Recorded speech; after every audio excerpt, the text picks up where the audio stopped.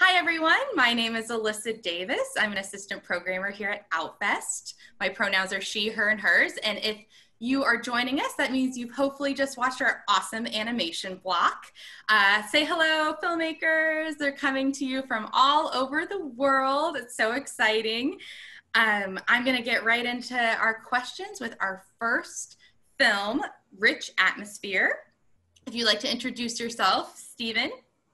Hi, everyone. My name is Stephen Susi, and I'm the director of the film Rich Atmosphere. And kind of the subtitle of that film is The Music in Merchant Ivory Films. Yes, thank you so much for adding the subtitle, because of course this film is grounded by James Ivory, Stephen Merchant films. I mean, they're a huge icon.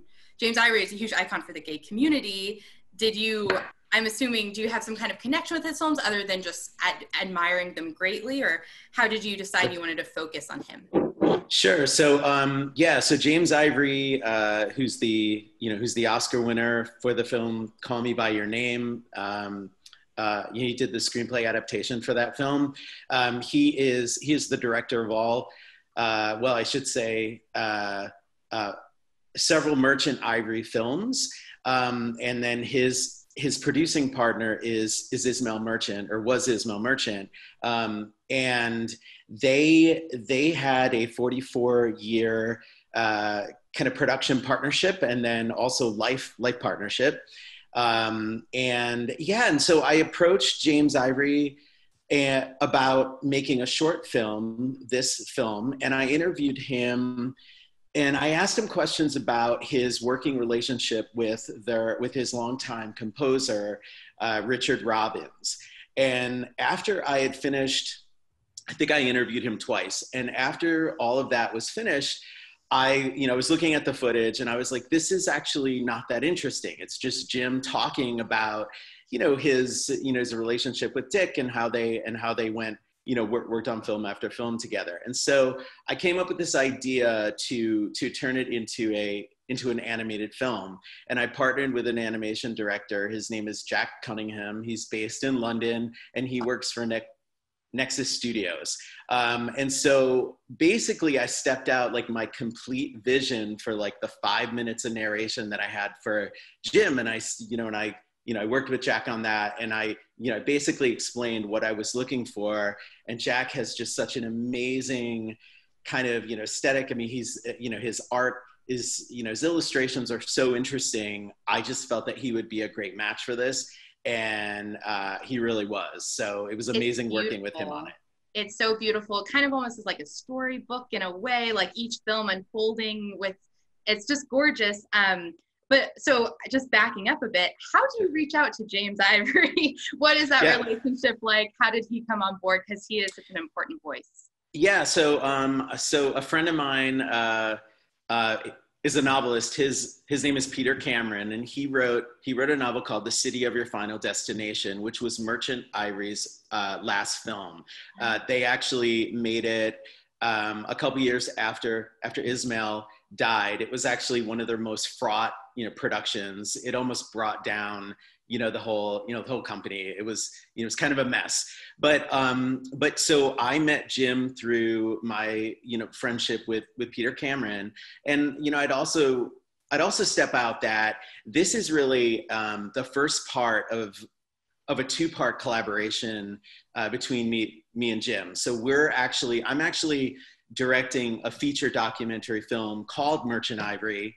And so I'm editing that now, and I've been working on that project for about 3 years. So really, Rich Atmosphere, this animated film was my way of like proving to Jim that, I had kind of a unique, kind of voice. And so I kind of built trust with him in doing this short animated film.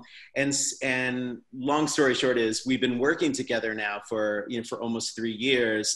And so this was kind of phase one of the partnership. And now, I'm really, I'm deep into the feature documentary film, which I've actually, interviewed 46 people. I mean, it's been like a whole thing. Wow. So, That's awesome. so without doing Rich Atmosphere, like I never would have built that trust. I mean, when I showed Jim the, kind of like the mock-up of the animation and what it was going to look like, he was just really impressed by that, and really impressed that I came up with this idea to do it a little bit differently, a little bit more unique presentation. So. Well, yeah, you definitely proved yourself. It's beautiful. Congratulations to you and your animation director, Jack Cunningham. I'm going to go on to the Shawl now, which is directed by Sarah Kiner. And I believe, Sarah, your beautiful subjects are here as well, if you'd like to introduce them. Yeah, they should do all the talking. Dusty and Shane, are you here? We're here. We're totally here. Hi. So I would just love to know, how did the three of you all meet? Like, were you friends before this? Sarah, were you kind of looking for subjects out there and you happened upon them? How did this collaboration happen? Sure. I knew Shane from college, and I was looking for subjects. We wanted someone, quote, animated. So we landed obviously on Shane, and Shane gratefully roped in his boyfriend Dusty. So that's how we all came to be. It was a big rope.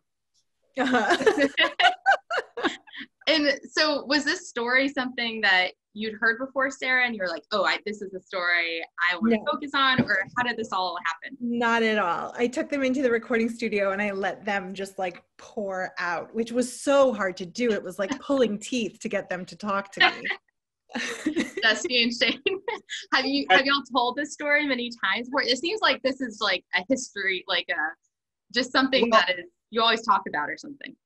We've told it a few times. I think it's more that it's something that we marvel at in our own relationship, because, it was like a cosmic moment between us. And it also was just like part of like a larger worldview argument that we sort of are still having to this day. Yeah. Yesterday on the roof, we were having drinks with a friend, and it looked like Shane was like, we've got 30 minutes before it starts storming.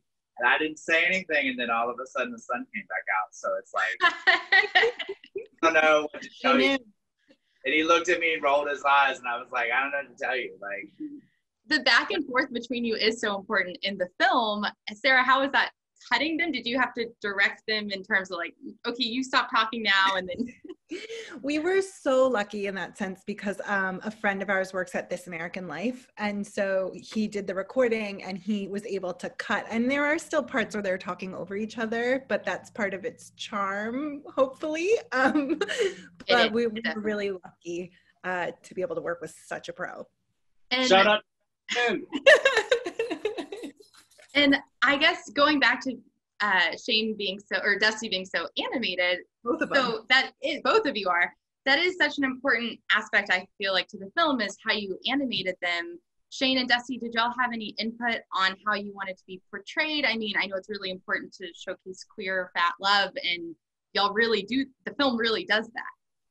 No, we didn't have any visual input. We just had total trust in Sarah. I will say, I've already said this before, and so I'm sorry to repeat this, but it's like, when your friends want to do something, you're always supportive of them, and you're like, oh yeah, I'm sure it's going to be great. But when Sarah, we didn't see the final animation until we saw a very fine cut of it, and we were blown away. I was like, oh my god, this is a real movie. Like, Sarah really did this. This is just like a DIY project. So no, we didn't have any input, but we were blown away by how well it